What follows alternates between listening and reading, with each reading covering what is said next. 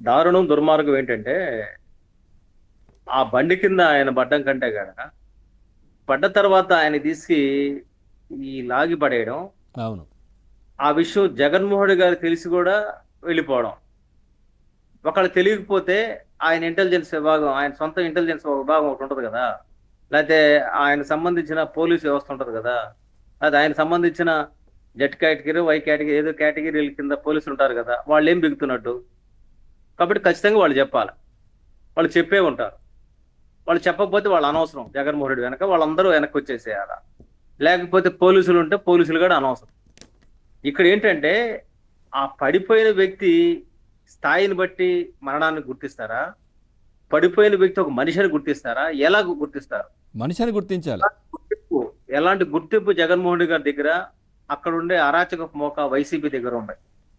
అంటే అసలు మీరు ఏమనుకుంటున్నారు? మీరు మీరు ఆంధ్రప్రదేశ్లో మీరు తిరగడానికి అర్హులు అనుకుంటున్నారా? మిమ్మల్ని తిప్పడం అనేది కూటమి ప్రభుత్వం చేతకాంతనం అని జనం అనుకోవాలా? అంటే ఇక్కడ చాలా స్పష్టంగా ఆయన మరణం యాదృచ్ఛికం కావచ్చు, కానీ మరణం తర్వాత జరిగిన ప్రతి దృశ్యం హృదయ విదారకం. అదేవిధంగా మానవత్వానికి కూడా మచ్చ. ఇలాంటి సంఘటన నాకు తెలిసి ఎక్కడ జరుగుండదేమో. ఒక పెద్ద నాయకుడని, ఒక ముఖ్యమంత్రి క్యాడర్లో పనిచేసిన వ్యక్తి ఈ మరణం జరిగితే నాకు ఏం తెలియదు అమాయకంగా ముఖం పెట్టడం, స్వాతిముత్యం శివయ్య లాగా సినిమాలో మళ్ళీ మాట్లాడడం. ఆ చనిపోయిన తర్వాత ఆ చచ్చిపోయింది అవినాష్ రెడ్డి వెహికల్ అవినాష్ రెడ్డి కదా, అవినాష్ చౌదరి వెహికల్ కింద దేవినేని దేవినేని అవినాష్ చౌదరి కదా ఆయన అండం. దానికి తలసల రఘురావు అని ఇంకొక చౌదరి గారు మరి ఆ పోలీసులతో మాట్లాడడం. ఇవన్నీ చూసిన తర్వాత మ్యానిపులేషన్ చేసింది ఎవరు? తలసల రఘురామ్ అంటున్నారు, లేకపోతే అవినాష్ అంటున్నారు. ముందు వాళ్ళు తీసుకొచ్చి కూడా లోపల పెట్టాలి కదా, విచారించాలి కదా పోలీసులు ఏం చేస్తున్నట్టు. కాబట్టి ఇక్కడ ఏంటంటే, నేను కాసేపు మనం భారతీయ జనతా పార్టీయా, తెలుగుదేశమా, జనసేన పక్కన పెడితే వేర్ హ్యూమన్ బీయింగ్, ముందు మనుషులు, తర్వాతనే రాజకీయ పార్టీలు వచ్చాయి మన దగ్గరికి. అందుకే నేను పార్టీగా అడగలే, మీరు ఒక జర్నలిస్ట్ గా ఉన్నారు, ఆ విధంగా ఏం చెప్తారని అడిగా. మనుషులుగా మనం స్పందించాలి. ఈ తప్పు ఎక్కడ జరిగినా తప్పే. అవును. ఆయన వ్యక్తి కింద పడ్డం అనేది యాదృచ్ఛికం అయితే వింటొచ్చు కాక, కానీ ఆ తర్వాత ఆయన ప్రతి ప్రక్రియ యాదృచ్ఛికం కాదు. కాదు కాదు. ఆయన దట్ ఇస్ ఇండికేషన్. అవును. జగన్మోహన్ రెడ్డి గారి తాలూకు మనస్తత్వానికి ఇదంతా ఒక ప్రతిబింబం, ఒక ప్రతీకగా మనం చూడాలి. కాబట్టి ఇటువంటి దుర్మార్గుణ్ణి, ఇటువంటి కిరాతకుణ్ణి బయట పెట్టడం అంటే అది కూడా కిరాతకమే. బయట పెట్టడం తప్పది. కాబట్టి ఖచ్చితంగా కూటమి ప్రభుత్వం ఏం చేయాలంటే, ఒక ఒక ప్రత్యేక విచారణ సమస్య వేస్తారా? సిట్లు గిట్లు కాదు. మీరు అవసరమైతే పోలీసు బృందంతో ఒక బృందం ఒక డేటా తీసుకొని మీరు ఇమ్మీడియట్ గా దాని మీద స్పందించి, ఎవరైతే దీనికి కారకులో వాళ్ళందరి మీద మీరు చర్యలు తీసుకోండి. ఒకటి. రెండు, ఎస్పీ గారు ఎవరు చెప్తే ఆ డేటా ఇచ్చాడు, ఏ పోలీస్ అధికారి చెప్పాడు, సిఐ చెప్పాడు, ఎస్ఐ చెప్పాడు, ఇంకెవరు చెప్పారు? కాబట్టి ఎస్పీ గారి స్టేట్మెంట్ ఫస్ట్ ఒకలాగా, సెకండ్ ఒకలాగా ఎందుకు ఉంది? కాబట్టి ఫస్ట్ మీ దగ్గరికి రాంగ్ ఇన్ఫర్మేషన్ వస్తే మీకు రాంగ్ ఇన్ఫర్మేషన్ ఎవరు ఇచ్చారు? ఆ ఇచ్చిన అధికారి ఎవరు? ఆ అధికారికి ఎవరు చెప్పారు? మీరు వేసిన డ్రోన్లు ఉంటాయి, మరి మీరు ఐడి పార్టీలు ఉంటాయి, మీరు పోలీసులు కూడా ఎక్కడైనా సరే విఐపి టూర్ ఉంటే వీడియోలు తీస్తారు, అది సహజంగా జరిగే ప్రక్రియ. మీ డేటాలు ఏముంది? ఒక 45 సెకండ్లు బిట్ కాదు, మొత్తం కావాలి మాకు. వీడియో మొత్తం కావాలి. ఎలా పడ్డాడు, ఏం చేశాడు అనేది కావాలి. అది అంతకుముందు ప్రవీణ్ చచ్చిపోయిన తర్వాత మొత్తం వీడియోలు మొత్తం బయట పెట్టారు కదా, వరుస పెట్టి సీరియల్ గా, పలానా టైంలో ఇది, పలానా టైంలో ఇది అని. కాబట్టి ఆ సంఘటన జరిగింది 10 గంటలు అనుకోండి, 10 గంటల 1 నిమిషంలో జరిగింది, 10 గంటల 2 నిమిషాల్లో జరిగింది, 10 గంటల 3 నిమిషాలు జరిగింది, 10 4 అని ఆ డేటా చెప్పాలా, ఎస్పీ గారు చెప్పాలా, లైవ్ లో చూపించాలి ప్రజలకి. కాబట్టి ఇక్కడ మనకు కావాల్సింది ఏంటంటే వాస్తవాలు కావాలి. క్లియర్ గా డేటా ఉండకపోవచ్చు కానీ సార్, అంటే అన్ని కెమెరాలు పట్టుకొని అందరు ఉన్నారు కాబట్టి ఏదైనా దొరకచ్చు. ఎందుకంటే ఈ ప్రవీణ్ ఇష్యూ వేరు కదా, అంటే ఈ వైన్స్ల దగ్గర కావచ్చు, రోడ్ల పైన కావచ్చు, సిగ్నల్ దగ్గర కావచ్చు, ఇవన్నీ ఫుటేజ్ దొరికింది. కానీ ఇక్కడ అంత ఉండకపోవచ్చు. ఆ గ్రామంలో చిన్న సందు సార్, అది వద్దన్నా కానీ ఆ విధంగా వెళ్ళి చంపేశారు వీళ్ళు. ఏమంటారంటే సీసీ కెమెరాల్లో నిక్షిప్తం అయ్యేది యాదృచ్ఛికం కాకపోవచ్చు, ముందుగానే రికార్డ్ అక్కడ అయి ఉంటది.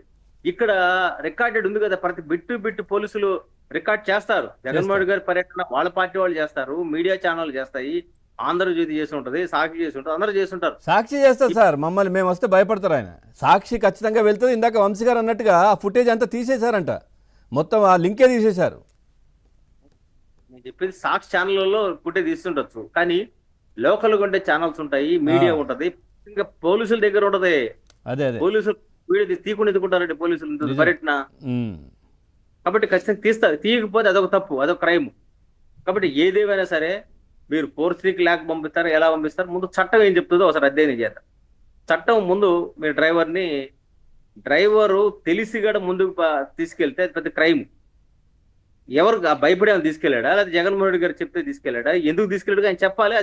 అది కూడా ప్రెస్ స్టేట్మెంట్ రావాలి, పత్రికల్లో రావాలండి, ఛానల్లో రావాలి. ఆ డ్రైవర్ అనేవాడు ఏం చేశాడో అతని వెర్షన్ ఏంటో రావాలి. ఇప్పుడు ముసుగేసి తీసుకొచ్చి ఏం చేస్తారు, ఇది జరిగిందని పోలీసులు చెప్తారు కదా, మరి ఇక్కడ ఎందుకు ముసుగేయలేదు? ఆ ముసుగేసి ఆ డ్రైవర్ తీసుకొచ్చి ముందు సబ్మిట్ చేయండి, ప్రజెంట్ చేసి వాస్తవ అవాస్తవాలు అనేది ఆ డ్రైవర్తో చెప్పించండి, లేకపోతే మీరే చెప్పండి.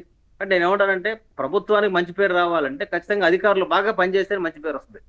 ఏం మాత్రం వాళ్ళు తప్పు చేస్తే మీరు అంటున్నట్టుగా అక్కడ ఇన్ఫర్మేషన్ ఎవరిచ్చారు, వాళ్ళ కాల్ లిస్ట్ కావచ్చు, మొదటగా ఎవరికి ఇన్ఫార్మ్ చేశారు, ఏం జరిగినది, ఎంత ఈజీయే కదా తీసుకోవడం ఇప్పుడున్న టెక్నాలజీలో. తెలుగుదేశం పార్టీ కావచ్చు, మేము కావచ్చు, జనసేన కావచ్చు, మేమంతా ప్రజలకు రిప్రజెంటేటివ్. కానీ మేము ప్రజల పక్షాన ప్రజల గుండె ప్రతినిధించడం కోసం ఉన్నాం. ఇది ఏ పార్టీ మీద నెట్టడం కాదు. ఇది మా అమానవీకరణ సంఘటన ఒక జరిగినప్పుడు దానికి సంబంధించి ఖచ్చితంగా సమాజం ప్రతిస్పందించాలి. అవును. అదేవిధంగా మానవ హక్కుల సంఘాలు కూడా ప్రతిస్పందించాలి. దీని మీద ఒక రివ్యూ అనేది జరగాలి. నిజమే సార్, మీరు అంటే గుర్తొచ్చింది, వాళ్ళంతా ఎక్కడికి పోయారు, బయటకు ఎందుకు రావట్లేదు ఇప్పుడు ఈ మానవ హక్కుల సంఘాలు ఇదంతా? అవునండి, ప్రభుత్వమే కాదు, ప్రజా సంఘాలైనా ఎవరైనా సరే వాస్తవాలు బయట తీసుకురావాలనుకోవాలి కదా. అవును. మీరు కొట్టేసి వెళ్ళిపోతే ఇదేమైనా సుపారీ హత్య? అది నిజమే. ఇప్పుడు గుర్తొచ్చి మీరు అంటే అనిపిస్తుంది నిజంగానే, వాళ్ళు ఎందుకు రావట్లేదు, ఇప్పుడు ఎందుకు మాట్లాడట్లేదు? జగన్మోహన్ రెడ్డి చేసి ఈ విధంగా ఈడ్చి అవతల పడేసి వాళ్ళు వెళ్ళిపోతే, ఒక మనిషి ప్రాణాలు పోతే మరి లేవా? ఇప్పుడు ఎందుకు రావట్లేదు ఆ సంఘాలన్నీ? జగన్మోహన్ రెడ్డి గారు వరుసగా తప్పులు చేస్తున్నాడండి. అదే కదా. మీరు 100 తప్పులు చేస్తే మీరు 100వ తప్పుకి శిరచ్ఛేదం చేస్తారు లేదు మాకు తెలియదు. కానీ నేను మా పార్టీని కూడా చెప్తున్నా, పార్టీ పరంగా అంటున్నా, ఉమ్మడిగా ఉంది కాబట్టి. నేనేమంటానంటే జగన్మోహన్ రెడ్డి గారు పోలీసులు పట్లిపుతా అన్నప్పుడు నో పోలీస్, అదే పోలీసులు మేము తీరాల్లోకి పోయినా లేకపోతే ఎక్కడ పోయినా 7 సముద్రాలు దాటినా